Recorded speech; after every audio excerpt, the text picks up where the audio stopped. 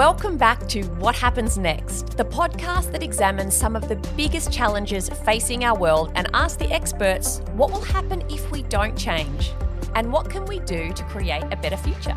I'm Dr Susan Carland. Keep listening to find out what happens next.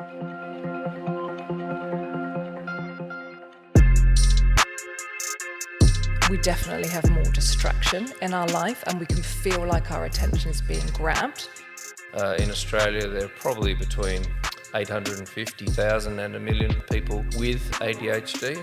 So this sort of overload of notifications, not just on the computer, but on your smartphone that's sitting on the desk, this is wrenching the attention all over the place. It's kind of like when you're sitting down to watch Netflix or something like that. You're flipping through and it takes you an hour and a half to decide what to watch because there are so many choices.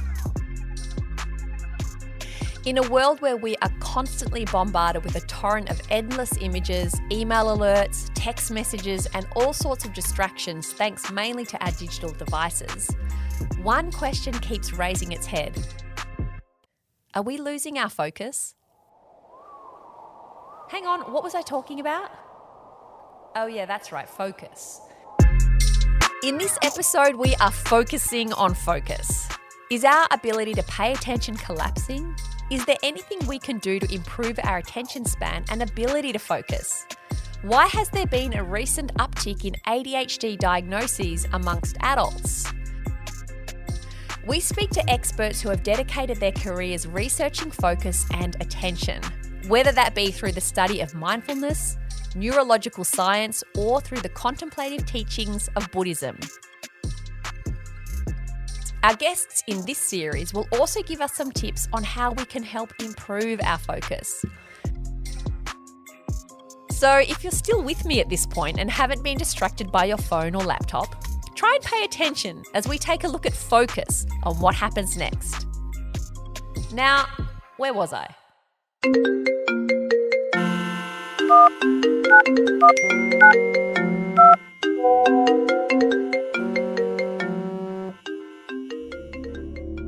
Focusing our mind on the present is a core principle of mindfulness. Our next guest, Professor Craig Hassed, has been studying mindfulness since before it was cool. An expert in this field for many years, I wanted to find out how mindfulness can help us focus.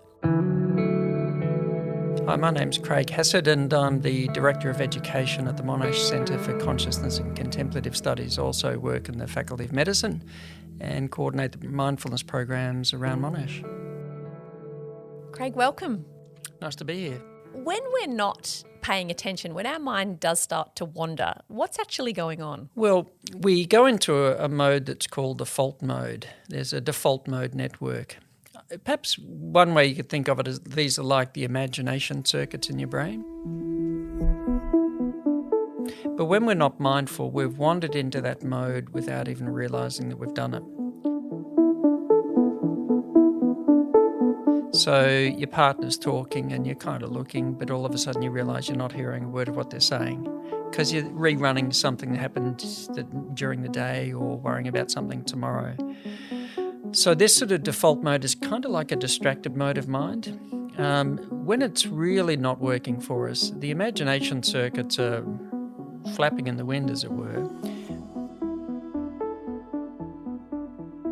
But we're taking imagination to be real. So when we're anxious, for example, about a future event, you've got a presentation to give, you've got a meeting, got an interview, got an exam. So there we are, we could be sitting in a completely comfortable, we could be lying on our bed and it's 3 a.m. and all that's actually happening in that moment is the body's lying on a really comfortable mattress, a head on a soft pillow, warm doona. There is no stressor, there is no shark in the room, but we're activating the fight or flight response based on what the mind's imagining and projecting about the future or reliving from the past. And that has very unhelpful effects on the body, especially if we're doing it again and again and again. So this default mode is like often a dream world and we don't realise it. Now, mind you, these imagination circuits are very useful. Because when you sit down and you want to do something creative, work through a problem, brainstorm something, you use these circuits. But when we do it in a mindful way, the executive functioning, the decision-making circuits are kind of, you got that top-down awareness.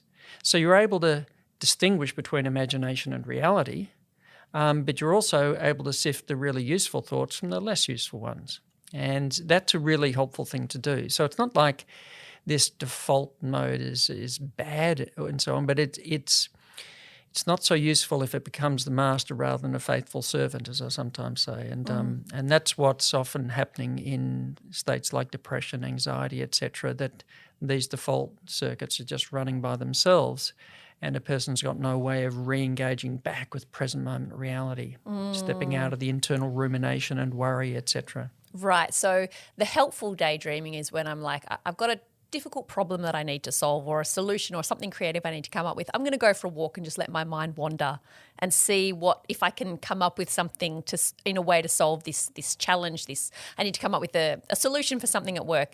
And that's sort of a useful, productive way to do it. But it's when, like you said, intrusively a fear about the future or a panic about the past is sort of overriding. It's not really a problem-solving thing. It's more just a rumination. Yeah, rumination and worry are two forms of default mental activity.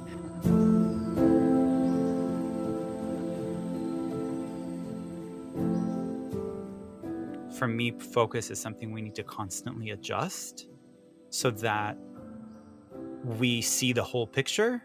Otherwise, regardless of how your focus setting is set, you may be focused on a part of the picture, but not the whole thing. Timber Hawkeye is an international public speaker and best-selling author of Buddhist Boot Camp. He agrees that if we try to focus on too many things at once, we lose sight of what's important. Sometimes, he says, we can spend too much time focusing on the wrong thing. My teacher taught me single-pointed mindfulness, and in an age where we are encouraged to multitask, he encouraged me to single task. And I had to learn how to, because that was such a foreign concept, because he would constantly ask me, what are you focused on? What are you focused on? Because like if I'm chopping carrots, like chop carrots, don't think about what's the next assignment. And I'm going to finally answer your question with this story about the kid who wanted to study to be a great karate master. And so he traveled to find the most notorious one in Japan and asked him, how long will I need to study in order to be the best karateka in the land? And the master said, 10 years. And he said, well, what if I study and focus twice as hard as all the other students? And the master said, 20 years. And he goes, wait a minute, why is it that when I focus and I work twice as hard, it's gonna take me twice as long? And he said, because when you have one eye on the future, you have one less eye on the present moment. So that, to me, in a story form, really explains focus. Is we lose sight of things if we're scattered, and we need to just be present. There's a lot of conversation about focus and attention at the moment. Why do you think that is? So we were raised, going to school, and we looked at a blackboard, and the teachers would write, with chalk, and we would take notes, and we learned that way. We learned from reading and writing and having conversation. And so our ability to absorb information was very different. It was very different soil in which to plant seeds. And now, not just kids, but all of us are exposed to audio, video. There's a lot of stimulation from YouTube and TikTok and Instagram and all of that. And so we are absorbing a lot more information. And I read somewhere recently that generally the population now reads more than any generation before us. And that to me is mind-blowing, because I work in the book industry, and I'm like, no, people aren't. It's not that we read more books, but we read text messages, we read emails, we read everything online. We're constantly reading. So we're reading more, but the attention span is a lot shorter. So does the hectic pace and all the distractions in the modern world make it harder to remain present? Is our ability to pay attention really collapsing? Here's Craig Hassed. Is focus under assault in our modern age, or actually is our focus as divided as it's ever been? Look, it'd be hard to say because we don't have data from decades ago, let alone hundreds of years ago. The indicators are that attention spans are dropping. Tech companies have been following this sort of stuff for a few decades, and every time they measure it, they notice human attention spans have been dropping, probably because of the overuse and misuse of technology. Screen time is not good for children's attention spans. Certain kinds of screen time, particularly unhelpful. The developing child's brain needs interaction with the sensory world. So virtual play or playing a game like soccer on a screen uses a minuscule amount of the brain's capacity compared to actually getting out on the grass and kicking a soccer ball around with a dozen other people. So attention spans by any measure, we certainly is indicated by the research, have been dropping over recent years. Microsoft, one report from Canada suggested the average human attention span's about 8 seconds these days. So this sort of overload of notifications, not just on the computer, but on your smartphone that's sitting on the desk, and your smartwatch is, So this is wrenching the attention all over the place. Just having a smartphone, even if it's off and face down on the desk, is enough to impair the performance of university students in every way they could measure it. So it doesn't even have to go off. It's just that it's there, the mind keeps going to it. So that's one of the main distractors, I think, these days in the pace of modern life. I think there are more demands on our attention every day. Professor Mark Bellgrove is the Director of Research at the Monash University Turner Institute for Brain and Mental Health and a Professor in Cognitive Neuroscience in the School of Psychological Sciences. He believes that although we're more distracted than ever before, this doesn't necessarily mean our attention spans are getting shorter in an evolutionary sense. And certainly with the emergence of digital technologies, iPhones, iPads, etc., which, weren't there previously. I think folks have more demands on their attention, and attention is ultimately a limited resource. And so you can only split and divide it so many ways. And I think when there are more demands on one's attention, that can naturally make people feel like their attentional capacity has diminished. Everyone's talking about a lack of focus. Do you think things have changed with the way humans are focusing at the moment? Look, I doubt it, to be honest, in lots of ways. As I said, attention is a limited capacity resource. There's only so many things that our brain can process at any one point in time. And I don't see any reason why that has particularly changed more recently. I think what has changed is the demands on our attention. So if you imagine a child who is on a phone or on an iPad and has a parent talking to them, the iPad or the game or whatever they're engaged in is highly engaging, highly arousing, stimulating their sensory system, in a big way. And under those circumstances, it is very hard to disengage from that attention-grabbing, attention-capturing stimulation and direct your attention to something else, whether it be mum saying dinner's ready or etc. So I think all those things and the demands on our kids and the demands on adults, and you need to see adults focusing on their phone all the time as well, including myself. I think those demands have increased, definitely. So the demands have increased, but our focus has not lessened at all. It's just there's more pulls on it. Yeah, that would be I haven't seen any data to demonstrate that our actual attentional capacity, our attentional span has decreased over the last 10 years, and I don't see any reason to expect that it would have, particularly not in evolutionary terms. That's not likely to have occurred in such a rapid frame. So, but I think what has happened is the demands on our attention have increased. Our attention is pulled. this way, that way, all through the day, often all through the night, even if people are leaving their phones next to their beds, for example. This concept that our attention has got worse is probably unfounded. Dr. Hannah Kirk is a developmental psychologist based at the Turner Institute for Brain and Mental Health. She agrees that despite us being confronted with more distractions in our life, it doesn't mean our attentional span has decreased. We definitely have more distraction in our life, and we can feel like our attention is being grabbed and challenged to focus on the thing that you want to focus on. But whether we're actually declining in terms of our attention capacity is unlikely. In terms of digital tech, I think often it gets lumped together. And like you were saying, sometimes we can use digital tech in a positive way, and sometimes it can be really challenging for our attention and for other things, for our mental health as well. Not all blame, Dr. Kirk says, should be placed on digital technology.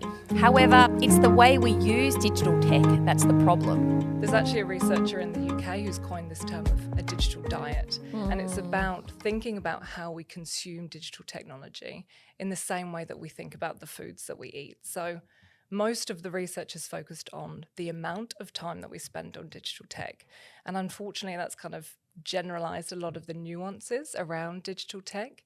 And in terms of the digital diet, it's about focusing things on the type of technology that you're using.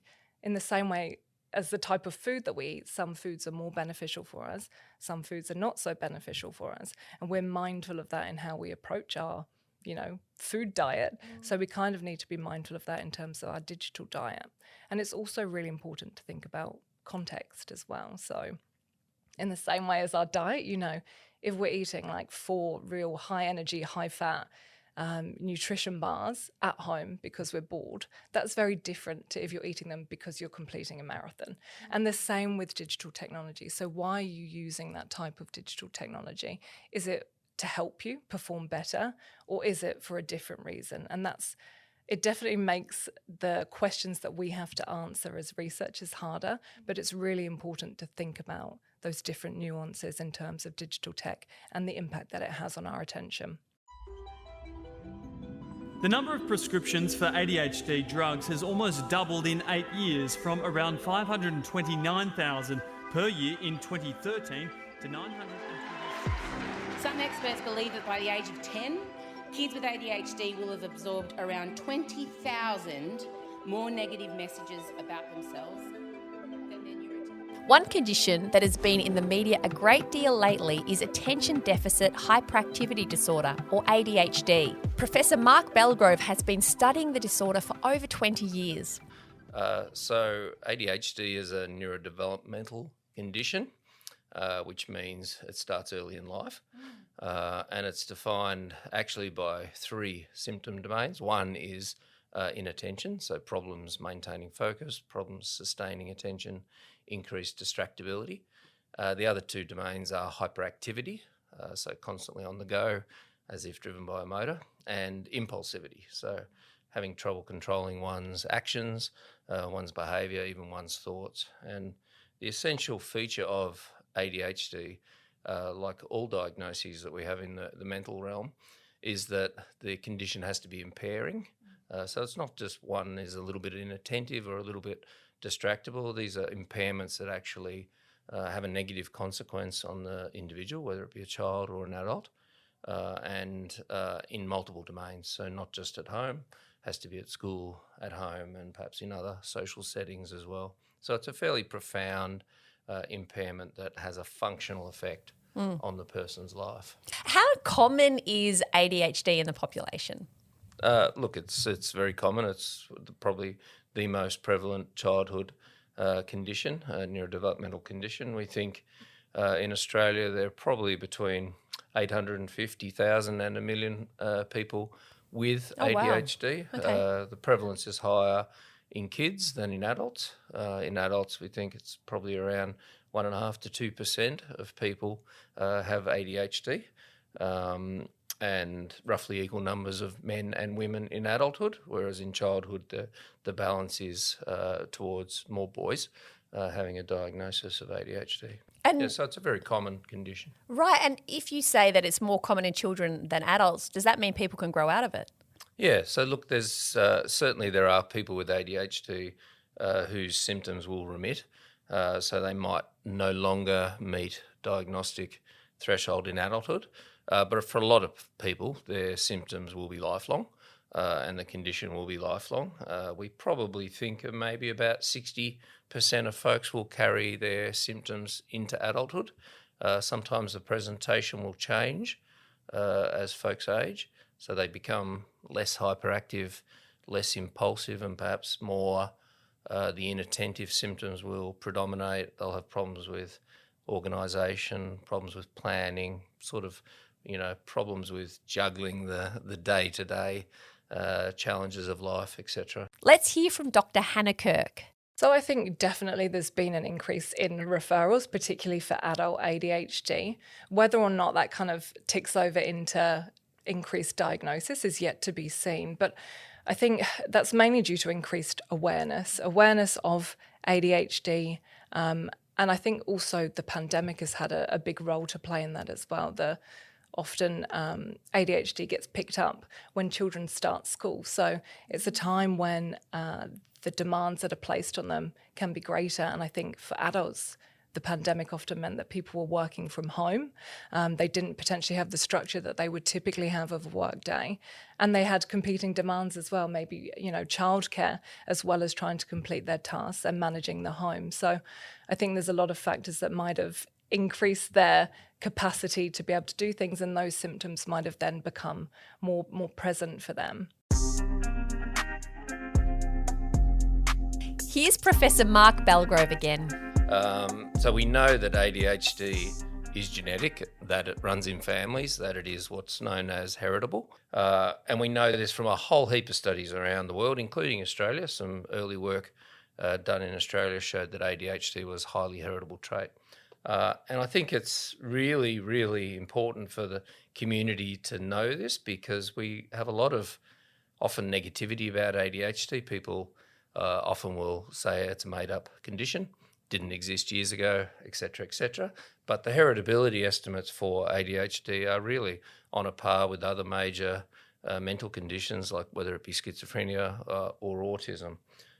So I think it's really important that we acknowledge that it is a biologically driven genetic condition. Even from those who don't suffer from ADHD, there seems to be an acknowledgement from our experts that our attention is being challenged by increasing distractions in our daily life. So, what's at stake for us as individuals if we can't find the ability to focus? Here's a final word from the mindfulness expert, Professor Craig Hassed. We need mental downtime to reduce the cognitive or mental load. Because if we're never doing that, it's like you go in and you write on a whiteboard in a classroom, and the next person comes in and writes on the whiteboard, and then the next person. All of a sudden, the whiteboard's a total mess of stuff everywhere, and we never think, well, wait a sec, time to just get one of those whiteboard dust and actually just clean the whiteboard. So clear it again, so that it's ready to take new impressions. So if we're never reducing that mental load, then the brain becomes very, overloaded, but it impairs our ability to function well, impairs decision-making, it impairs creativity. It's not helpful. And so one of the interesting areas of research is to show that actually when we reduce mental load, we improve decision-making. When we reduce mental load, we improve creativity. That's why a lot of places, that really value innovation and creativity actually have meditation spaces, actually encourage employees to have some downtime, because they know that people are more creative when they do that. It's true. We need to find downtime to reduce our mental load and improve our concentration, decision-making, and creativity. In our next episode, I speak to our experts about some of the ways we can help improve our focus and attention. We'll also discuss some of the research into better ways to treat ADHD, and somewhat ironically, it could be through digital technology. So, thanks for paying attention. Join us for part 2 on focus next time on What Happens Next.